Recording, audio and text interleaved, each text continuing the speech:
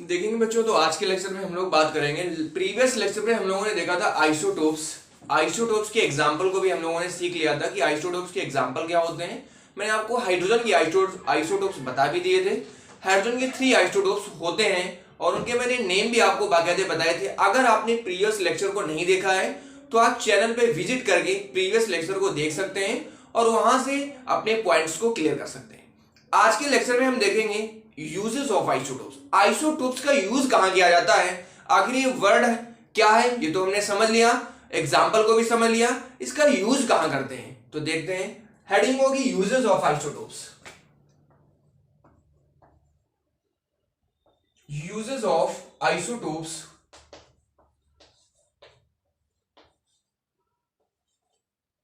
Isotopes के uses की बात करते हैं। तो बच्चों आइसोटोप्स के डिफरेंट आइसोटोप्स के अलग अलग यूजेस भी होते हैं। जैसे हम बात करें यूरेनियम, एक यूरेनियम 235 होता है। जैसे कार्बन C14 है, सिमिलर यूरेनियम 235 होता है।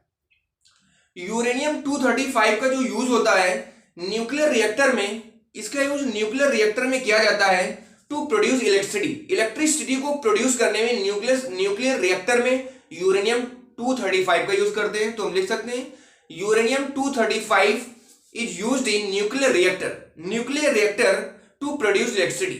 तो लिख सकते हैं first point, uranium 235 is used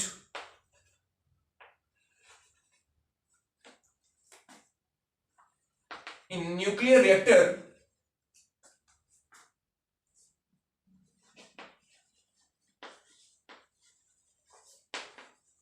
to produce electricity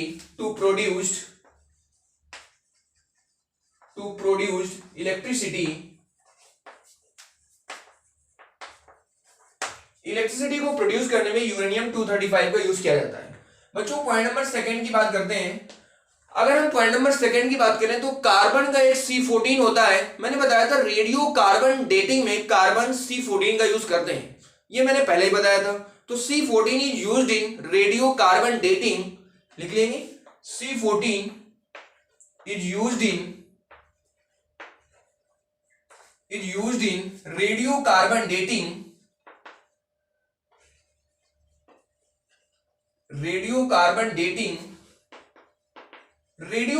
dating में इसका बच्चों यूज करते हैं। कार्बन के 3 आइसोटोप्स होते हैं, C612, C613 and C614। 3 isotopes होते हैं, इसमें 14 का यूज करते हैं न्यूक्लियर, 14 का यूज रेडियो कार्बन डेटिंग में किया जाता है। थर्ड अगर यूजेस की बात करें तो कोबाल्ट 60 का जो यूज होता है ये कैंसर के ट्रीटमेंट में किया जाता है। तो CO cobalt 60 used in treatment of cancer. Cobalt 60 is used in treatment of cancer।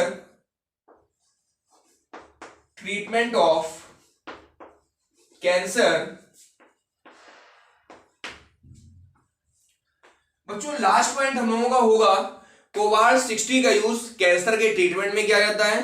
Last point की अगर हम बात करें तो आयोडीन 131, जो आयोडीन 131 होता है इसका use treatment of thyroid gland के ट्रीटमेंट में आयोडीन 131 का यूज करते हैं।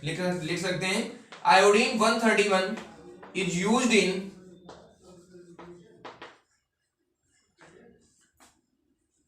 Treatment of thyroid glands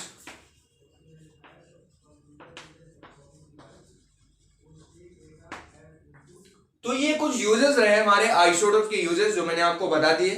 thyroid glands के ट्रीटमेंट में किसका यूज करते हैं, आयोडीन 131 का यूज किया जाता है। इसके बाद जो नेक्स्ट हेडिंग होगी हमारी वो होगी इलेक्ट्रॉनिक कॉन्फ़िगरेशन ऑफ आयंस। अगर किसी आयंस का इलेक्ट्रॉनिक कॉन्फ़िगरेशन करना है तो कैसे करेंगे देखते हैं। तो ये क्लियर हो गए होंगे आपको, electronic configuration of ions.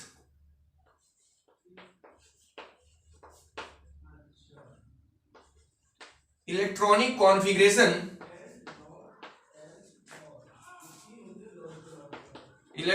Configuration of ions ions का इलेक्ट्रॉनिक कॉन्फ़िगरेशन देखेंगे। बच्चों हमने इलेक्ट्रॉनिक कॉन्फ़िगरेशन को भी बताया था। इलेक्ट्रॉनिक कॉन्फ़िगरेशन क्या होता है?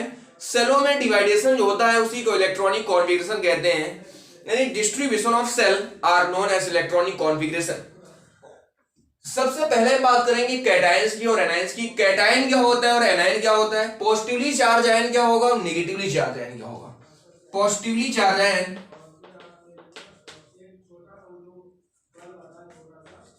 पॉजिटिवली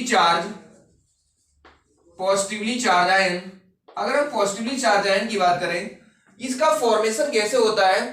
तो पॉजिटिवली चार्ज आयन का फॉर्मेशन, जो कोई भी एलिमेंट इलेक्ट्रॉन का क्या करेगा? लॉस करेगा, loss of electron. Negatively charge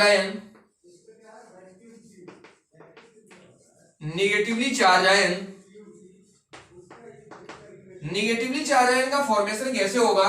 gain of electron. जब कोई भी एलिमेंट इलेक्ट्रॉन को गेन करेगा तो नेगेटिव चार्ज का फॉर्मेशन होता है। ठीक है, तो ये दोनों पॉइंट क्लियर हुए। अब इलेक्ट्रॉनिक कॉन्फ़िगरेशन को देखते हैं। जैसे फॉर एग्जांपल अगर आपको इलेक्ट्रॉनिक कॉन्फ़िगरेशन आपको दिया जाता है, मान लीजिए आपको सोडियम दिया गया। बच्चों सोडियम जिसका सिंबल Na और एटॉमिक नंबर क्या होता है? 11 होता है। ऑलरेडी इसकी बहुत सारी वीडियो लेक्चर अपलोडेड हैं चैनल पर। आपको अगर नहीं मालूम है कुछ भी, कोई भी इंफॉर्मेशन, एलिमेंट्स, मैंने सारी ट्रिक्स भी बताई हुई हैं, वहां से आप जाकर के देख सकते हैं। इसकी बात करते हैं, इसके कॉन्फ़िगरेशन को देखेंगे। 281 आ जाएगा। Electronic configuration of sodium is equal to 281। Sodium का इलेक्ट्रॉनिक कॉन्फ़िगरेशन 281 आया। अगर आपसे बोल देता है कि भाई Na+ का कॉन्फ़िगरेशन बताइए, तो हम बता सकते हैं सोडियम के वैलेंस शेल में 1 इलेक्ट्रॉन है, इसका मतलब ये इलेक्ट्रॉन का लॉस करेगा। हमें कैसे मालूम चलेगा कि कोई भी एलिमेंट इलेक्ट्रॉन का लॉस कर रहा है? दोज एलिमेंट व्हिच हैव 1, 2 और 3 electron in their valence shell, then loss of electron and form positive charge ion. वो इलेक्ट्रॉन का लॉस करते हैं एलिमेंट और वो पॉजिटिव चार्ज आयन, कैटायन का फॉर्मेशन करते हैं।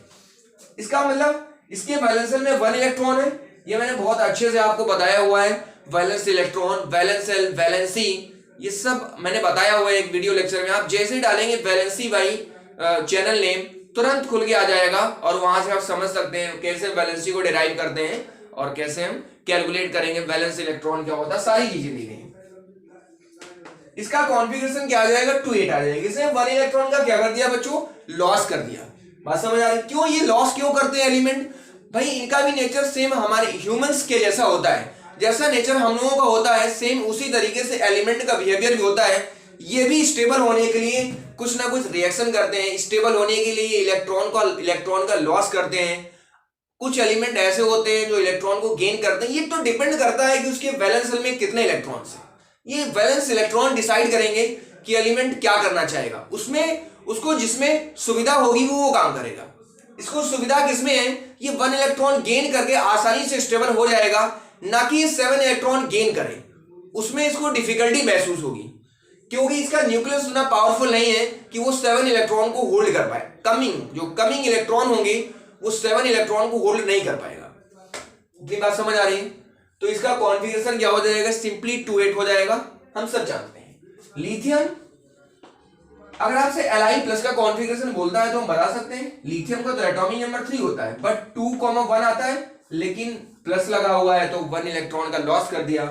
ठीक है, इतना क्लियर हो रहा है सभी को? अब देखो कुछ और एग्जांपल ले सकते हैं आप, बहुत सारे एग्जांपल कर सकते हैं। आपने लिया मैग्नीशियम, Mg2+ का कॉन्फ़िगरेशन, Mg का एटॉमिक नंबर। सबसे पहली प्रायोरिटी तो आपकी ये है कि आप एलिमेंट्स को लर्न करें, उनके एटॉमिक नंबर को अच्छे से याद करें और तब आप ये चीजें सीख पाएंगे। ये बहुत ही बेसिक चीजें हैं जो आपको आनी चाहिए केमिस्ट्री में। इसका एटॉमिक नंबर 12 क्या आ जाएगा? 28 आ जाएगा। बताइए, 282 आता है, एटॉमिक नंबर 12 होता है, बट +2 लगा हुआ है, इसका मीन लॉस ऑफ इलेक्ट्रॉन, तो 2 इलेक्ट्रॉन का लॉस कर देगा, 28 हो जाएगा। 8 में स्टेबल हो जाते हैं एलिमेंट। इसके बाद अगर मैं बात करूं कैल्शियम Ca2+, तो देखो इसके वैलेंस में +2 चार्ज है, 288 आ जाएगा। इसका एटॉमिक नंबर 20 होता है। बताइए, 288, 8, 16 to 18, 2 इलेक्ट्रॉन का लॉस कर दिया तो 2 कम हो जाएंगे। सिंपल सा है। इतनी बात क्लियर हो रही है? अगर मैं बात करूं पोटेशियम की K+, 19 एटॉमिक नंबर होता है, 2,8, 8, 16, 170, 16 और 2 18, 1 का लॉस कर दिया। इसी तरह अगर बच्चों आपको एनायन, ये तो कैटायन की बात हो गई, एनायन का अगर इलेक्ट्रॉनिक कॉन्फ़िगरेशन करना है तो कैसे करेंगे? एनायन में इसमें इलेक्ट्रॉन का लॉस हो रहा है तो एनायन क्या करते हैं? इलेक्ट्रॉन को गेन करते हैं। जैसे फॉर एग्जांपल Cl -1, आपको इसका कॉन्फ़िगरेशन करना है, सिंपली इसका एटॉमिक नंबर 17 होता है, लेकिन बच्चों -1 लगा हुआ है, इसका मतलब ये 1 इलेक्ट्रॉन गेन करेगा तो क्या हो जाएगा? 2,8,8 8 is 16 16 to 18 18 हो गए, क्योंकि 1 गेन कर लिया, 1 नेगेटिव चार्ज लगा हुआ है। वैसे तो हमें मालूम है Cl का कॉन्फ़िगरेशन क्या होता है, 287। Cl के वैलेंस शेल में 7 इलेक्ट्रॉन होते हैं, but negative charge it means gain of 1 electron. Next example लेते हैं, आपको दिया जाता है F-। फ्लोरीन का एटॉमिक नंबर 9 होता है, ये भी क्या करेगा? 1 इलेक्ट्रॉन गेन करेगा। बताइए, अगर मैं नाइट्रोजन की बात करूं, एटॉमिक नंबर 7, नाइट्रोजन -3 चार्ज है, इसका कॉन्फ़िगरेशन करना है, इट मींस 3 इलेक्ट्रॉन गेन करेगा। 7 तो इसके पास ऑलरेडी है, 3 गेन कर लेगा, 10 हो जाएंगे, क्योंकि हमने पढ़ा हुआ है इलेक्ट्रॉन्स केवल डिफर होते हैं, अगर चार्ज लगा हुआ है तो इलेक्ट्रॉन्स डिफर होंगे, लेकिन प्रोटॉन्स और एटॉमिक नंबर तो ऑलवेज इक्वल होते हैं। कई पॉइंट्स यहां से क्लियर हो रहे हैं आपके। 2 8 आ जाएगा, बताइए, 8 2 10, 7 और 3 10, क्लियर हो गया। ऑक्सीजन O-2 क्या आ जाएगा? 2 8 आ जाएगा। इस तरह से बच्चों हमने कॉन्फ़िगरेशन किए। कुछ इनर्ट गैस भी लेते हैं, कुछ ऐसे एलिमेंट होते हैं जिनकी ऑक्टेट ऑलरेडी कंप्लीट होते हैं, वो स्टेबल होते हैं, और ऐसे एलिमेंट ऐसी गैसेस को इनर्ट गैसेस भी कहते हैं जिनकी ऑक्टेट कंप्लीट होते हैं, ऑक्टेट फुलफिल होता है। जैसे फॉर एग्जांपल अगर मैं बात करूं नियॉन, एटॉमिक नंबर 10 2 8, देखो इसका ऑक्टेट ऑलरेडी कंप्लीट है, 8 इलेक्ट्रॉन है, इसका मतलब ऐसे एलिमेंट जिनका ऑक्टेट कंप्लीट होता है, फुल्ली फिल्ड होता है, वो एलिमेंट स्टेबल होते हैं और उन्हें किसी से रिएक्शन करने की जरूरत नहीं होती, वो ऑलरेडी स्टेबल है, वो क्यों रिएक्शन में पार्टिसिपेट होंगे। अगर मैं बात करूं आर्गन की, आर्गन का एटॉमिक नंबर 18 क्या आ जाएगा बच्चों? 2,8,8, ये आ जाएगा 288। देखो इसके वैलेंस शेल में भी 8 इलेक्ट्रॉन है, वैलेंस शेल में 8 इलेक्ट्रॉन का होना कंप्लीट ऑक्टेट को रिप्रेजेंट करता है। कंप्लीट ऑक्टेट एलिमेंट की स्टेबिलिटी को दिखाता है, और ऐसे एलिमेंट जो स्टेबल होते हैं, स्टेबल होने का मतलब वो रिएक्शन में पार्टिसिपेट नहीं करते, क्योंकि उनके वैलेंस शेल में 8 इलेक्ट्रॉन है। तो आज के लेक्चर में हमने इतना देखा, हमने यूजेस ऑफ आइसोटोप्स की बात की, और इसके बाद मैंने electronic configuration of ions, ions का इलेक्ट्रॉनिक कॉन्फ़िगरेशन देखा। नेक्स्ट लेक्चर हम लेकर के आएंगे आइसोबार्स, आइसोबार्स की प्रॉपर्टीज को पढ़ेंगे, यूजेस को पढ़ेंगे, और इसके बाद आइसो इलेक्ट्रॉनिक बहुत सारे छोटे छोटे टर्म्स होंगे, उनको भी हम पढ़ेंगे। आज के लेक्चर में इतना देखते हैं। मेरी कोशिश रहती है पर डे एक वीडियो लेक्चर आप लोगों के लिए अपलोड करूं।